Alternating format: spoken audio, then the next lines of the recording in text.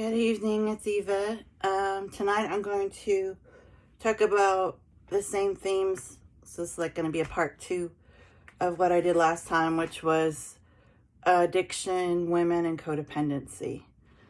I basically decided to do that because they're such vast topics and I didn't feel like I got to get into the psychology of them enough. So we're going to go over those. And before I do that, I was going to read this poem. I love poetry. It's short, don't worry. Okay, I don't know the title. I don't know the author, but it goes, "To love at all is to be vulnerable. Love anything and your heart will be wrung and possibly broken. If you want to make sure of keeping it intact, you must give it to no one, not even an animal. Instead, wrap it up carefully, round with hobbies and little luxuries. Avoid all entanglements. Lock it up safe in a casket or a coffin of your selfishness. But in the casket, safe and dark and motionless, airless, it will change. It will not be broken. It will become unbreakable. It will become impenetrable, irredeemable, because to love is to be vulnerable." So I love that. And I thought it was relative because, in my opinion, both of these topics, they get to the heart of, heart of how we feel. Like the way you feel when you're addicted to a person or you're addicted to a substance is completely different and against how your natural personality is. It's like you become somebody different, but you're still yourself. It's just a part of you isolated and then somehow gone wrong. Like there's something, like a puzzle that doesn't click. It's not right. So that would be one thing, but here's the problem. In my experience of it, this doesn't just happen while you're in these addictive patterns, but long after you've gotten out of them. I mean, it could be years, it could be decades. And if you don't do the work to change your habitual patterns, your thought processes, you could still be running the same tapes, like, of the distorted part of yourself. And I know that's true from experience. I mean, I've read about it too, like, in a textbook, but I've experienced it. And, even today I was doing some shadow work on it, and it was very frustrating because I've had not a great history with romantic relationships, and some of them pretty long-standing too, which is not great. But when I've tried to change how I think, it's kind of like that poem. Like, it's like that part of me is really inflexible. It's like still trying to, like, unconsciously protect myself or prevent bad things from happening or predict. Like, there's a whole lot of hyper vigilance and trying to know ahead of time what's going to happen next so that I don't get blindsided by something, which, if I hadn't had these bad experiences, I might have had a thought like, oh, I wonder what's going to happen. But I wouldn't be like thinking of it in a way that's, I have to protect myself, or I have to prevent something bad, like that is, and like, I'm talking about like nothing bad has happened. It's like, I'm just playing old tapes and it's not even appropriate to the circumstances. And like, that is kind of disturbing if you think about all the time, that if, you're in multiple relationships that weren't that healthy, and then you picked up all these bad habits of how to communicate and what to expect, and it's like, you have more experiences in that than like healthy, then it's like you have to unlearn so much. And the crazy thing is, they're not even things you wanted to know in the first place. Like, it's not like you chose to be like that. It's not like you were like, oh, I'm gonna, learn about how to be more like, a quality in a friend of mine that I admire. And I'm gonna like, try to amplify that and be more like that, because it seems like a really good quality to have. It's not like that. It's not like you're like consciously choosing these things.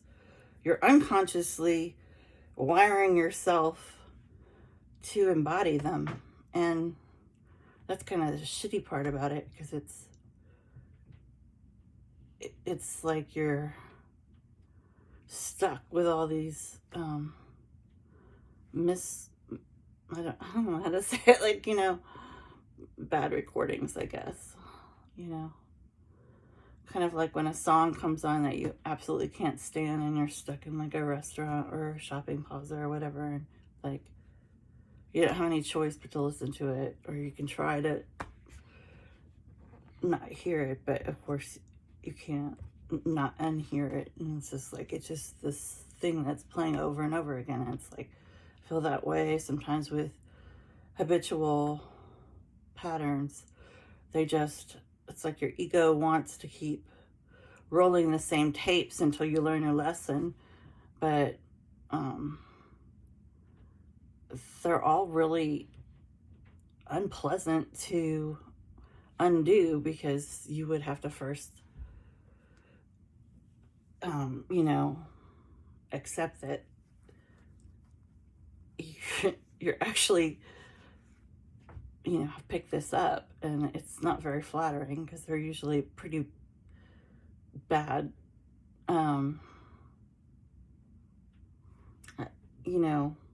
behaviors, and it's not something you really want to admit that you do, because it's, when you really think about it, it's like, well, that is not good.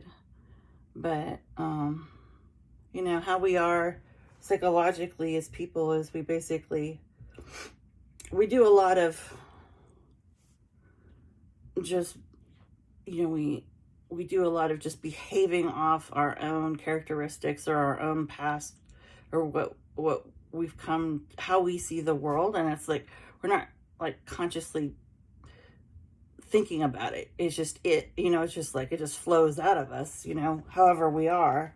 And so when you really like freeze frame it and you look at it, it's kind of like, it's not something that makes you like yourself very much, because you're like, oh, this is wretched, I don't really want to look at this. I certainly don't want to think about it. And nobody wants to sit around and think about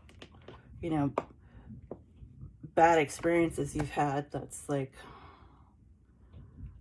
just makes you feel depressed or anxious, or like it's nothing anybody really wants to do. But if you want to change, you have to do a lot of things you don't really want to do,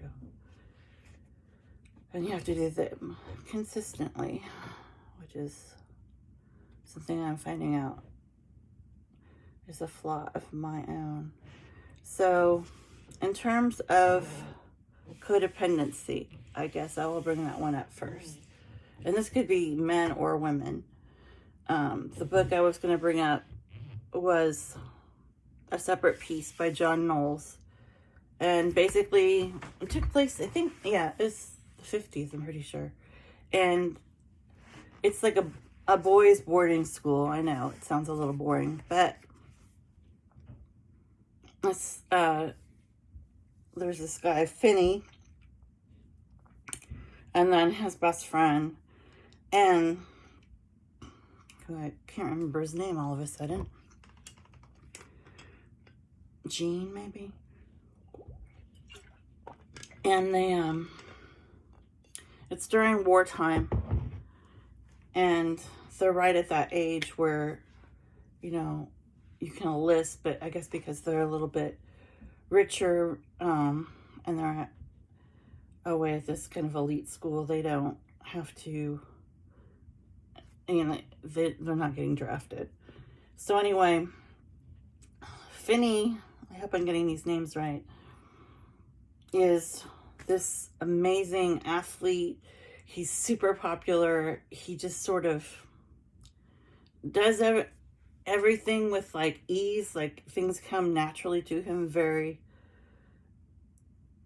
quickly, and he's able to pretty much charm everybody, but not in a bad way. Like, he's just charming, and he's very lighthearted, and he's funny, and he has like, I think they call him like the sun. Like his characteristics are very much like sunlight. Like, he's just, you know, he makes you feel good. He makes you laugh, you know, like when he's around all the boys, like, I mean, he's just entertaining, and he's just naturally good at everything. Like, he can just pick up any kind of sport or any kind of game, and it's easy for him. And so are his grades. Like, he just has a natural aptitude for, you know, those people who can like study without, or not study, but they can like pass a test without studying really hard. I mean, there are those people. And then of course everybody else is just kind of annoyed at them because they have to stay up and study for a long time, and it doesn't come quickly.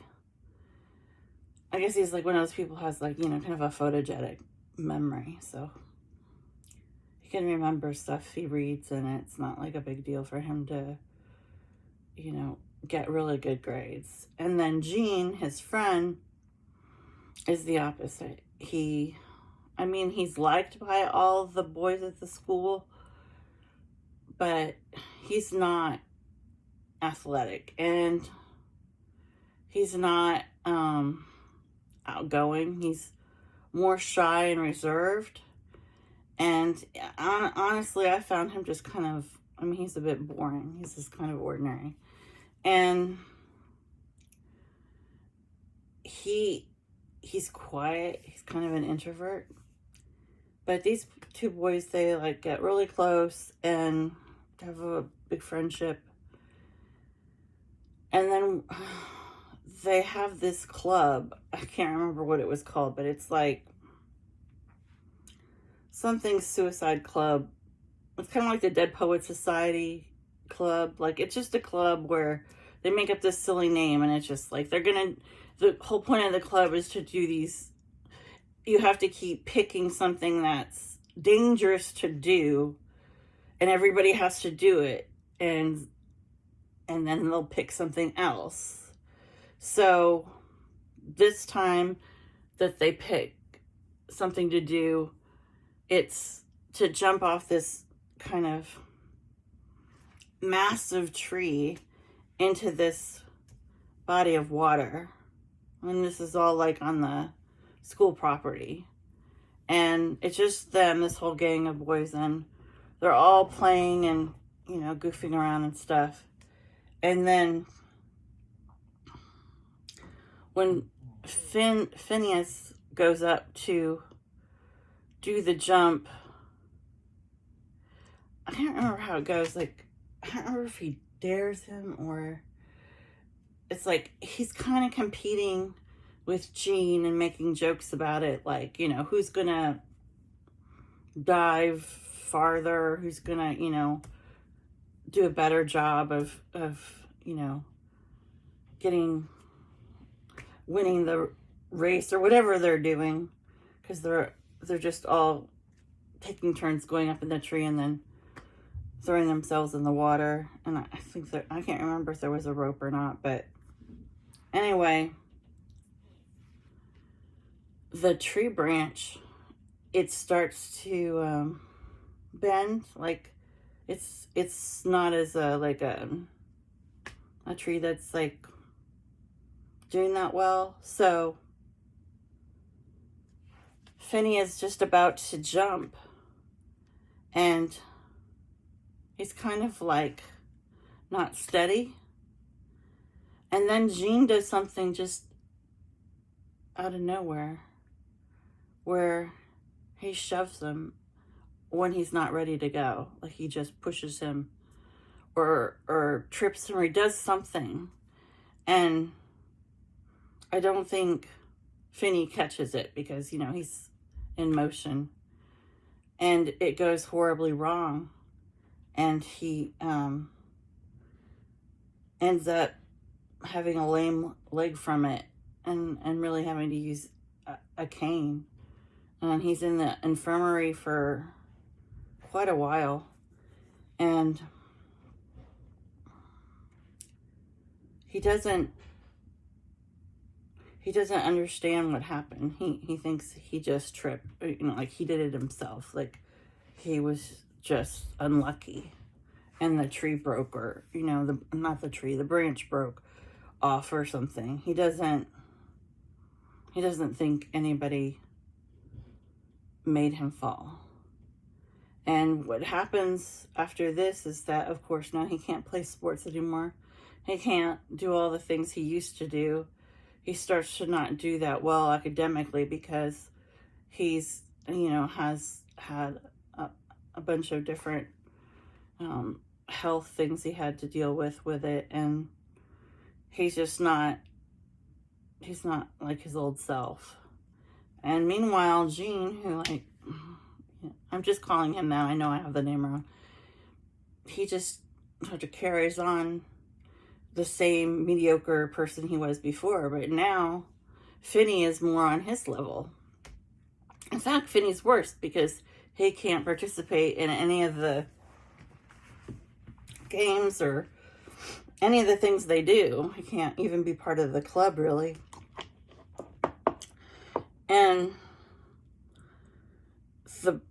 the part that's really kind of sad is that Finney really wanted to enlist. He wanted to volunteer to go in the war, and he can't because of his leg. So he's denied, and he's very upset about this, and he keeps trying to go back to rehab and walk better and do better, and it's like all he does is just aggravate it more. And he doesn't really get better, though he does try really hard to change his circumstances. And at one point he ends up in the infirmary, and I think he has an infection in his leg. And then Jean comes and visits him, and then Jean has been having, like, you know, just, I don't know if it's like paranoia that like maybe Finney's gonna find out what really happened, or, you know, like maybe one of the other boys saw it, it's gonna tell him, or he just feels guilty. And he decides to confess to him. So he says, hey man, you know, that day that, you know, I pushed you. Like you didn't just, the branch didn't just break. Like, and he doesn't say like, I did it as a joke. Like, he says, I did it on purpose. And Finney just like won't accept it. He's just like, no. That's not right. You know, because he's such a good person. He's such a nice guy that he can't, like, in his soul believe anybody would, he can't get himself to understand that a friend would purposely hurt another friend, like, severely, and, like, not even take responsibility for it, or help him really afterwards, you know, because he has to struggle a lot, you know, trying to learn to walk again and stuff. So he just won't accept it. And then, I don't know, I'm not going to go into the whole middle of the book because it's too long, but basically some of the other boys are talking. They do start to talk because there's a rumor that it wasn't an accident, like something else happened. And the boys decide, you know, for one of their dangers, you know, they always have something they're going to do that's like upping the ante and like causing a commotion to try to compete with each other. So they decide they're going to have a mock trial, and they're going to put Gene on the stand, and they're going to also have Finney go up there, and they're going to decide amongst themselves if he is guilty or not of causing, you know, what happened. And so they go through this whole thing, and it's really exaggerated and elaborate, you know, like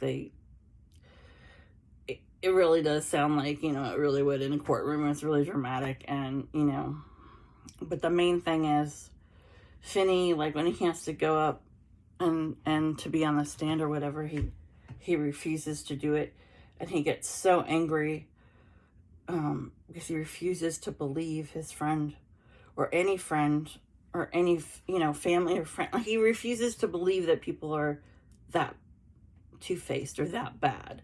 He can't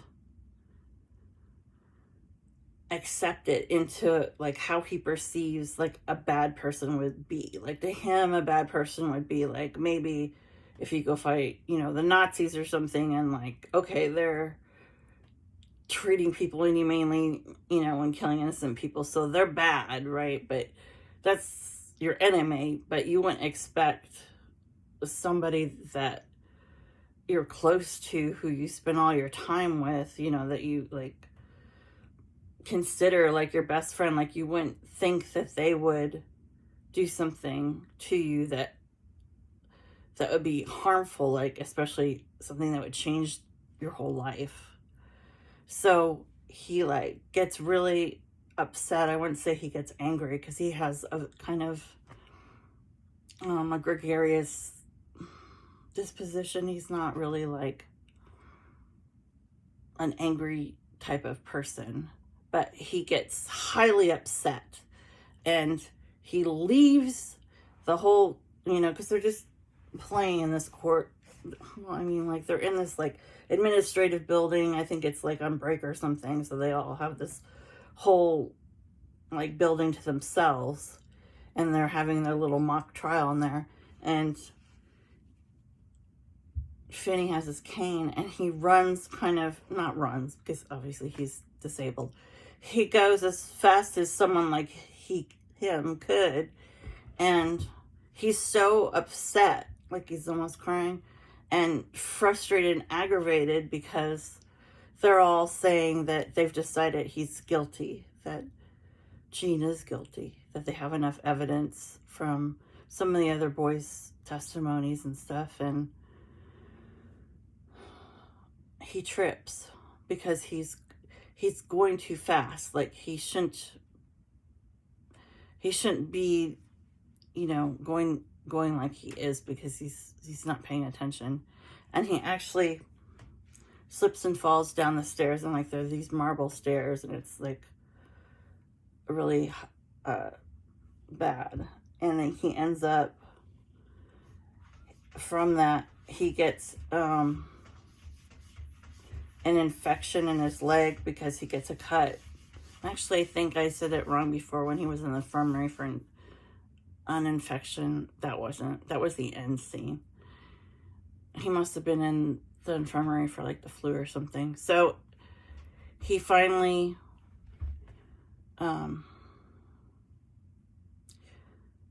gets, sorry, my cat, he gets treatment at the hospital, but he ends up dying from the infection. Okay, so it actually killed him ultimately. The whole thing about Gene and what Gene did, he ends up losing his life. And the last part of his life wasn't good, you know, because he couldn't do anything he loved to do, and he couldn't really be his full person because it got, you know, kind of stolen from him. And why am I telling this story? I'll stop after this and take a break and make the addiction thing be on another video. But the whole point of this is he's with someone who is like basically manipulating him, gaslighting him, playing with his emotions about lying to him about what happened. He's with someone who is supposed to be the closest person to him, and yet this person doesn't have his best interest at heart. In fact, ultimately, this person is the cause of his life ending, and he's only like 22 or something.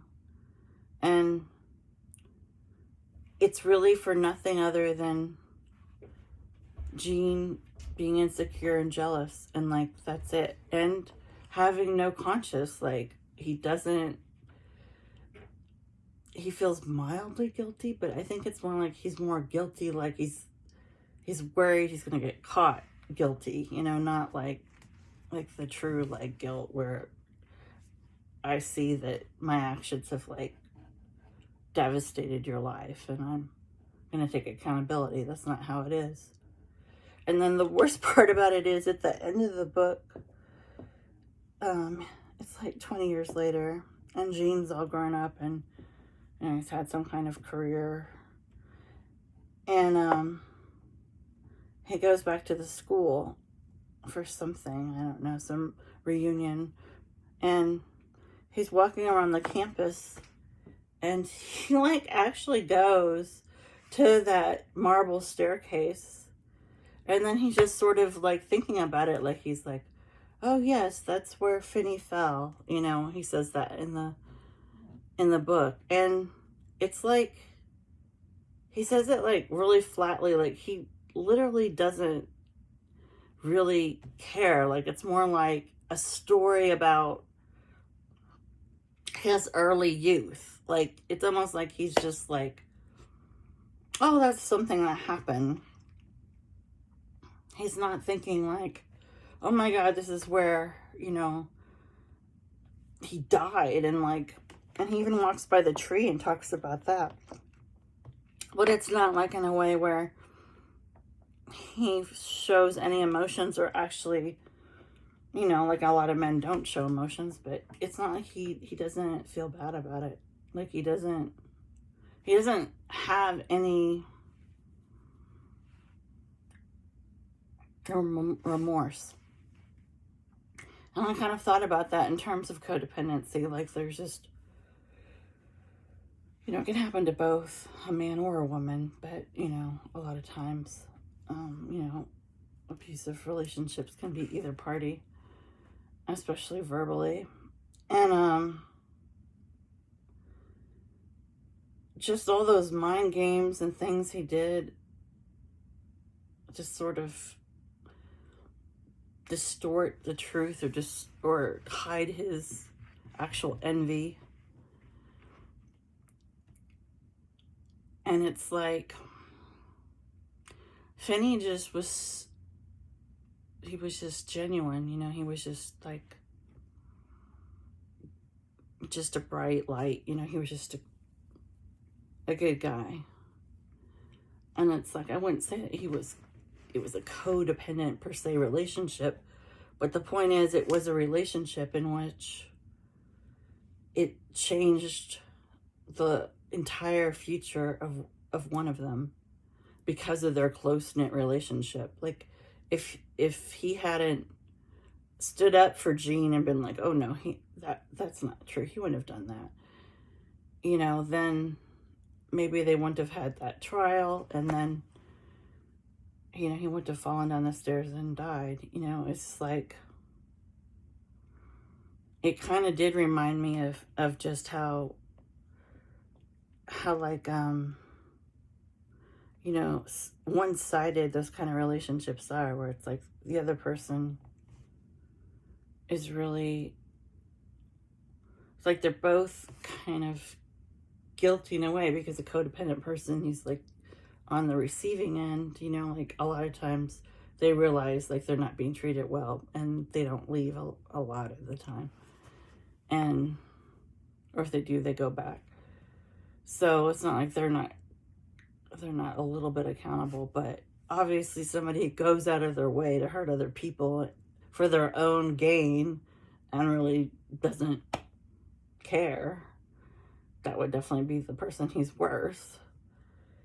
But it made me just think about, you know, how like these things that we're like, oh, you know, they're just codependent or whatever, it's not that big a deal. It's like, sometimes it is. Like, sometimes it can really mess up your life, like, long term, or for good. And I definitely think, in especially terms of addiction, and a lot of times on these women that I studied who, you know, they were like stashing drugs for their boyfriend, or they were like going in helping them with robberies or whatever for money for drug habit and all that.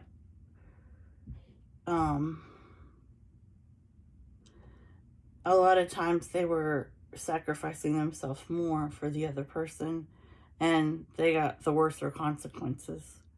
And it just made me think about just the unevenness of that relationship, and how, you know, maybe as a society we need to stop saying, you know, that it's like not a big deal. It's just like something that happens in a relationship. Well, you know, I mean, it can be a lot more,